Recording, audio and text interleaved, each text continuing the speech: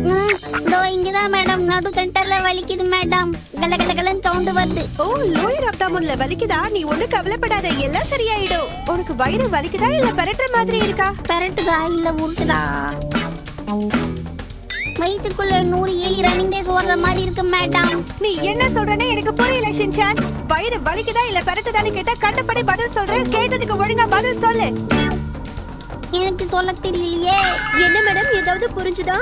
Madam, அந்த லேப்டாப்ல நான் எவ்வளவு சாஃப்ட்வேர்ஸ் இன்ஸ்டால் பண்ணி வச்சிருக்கேன் தெரியுமா?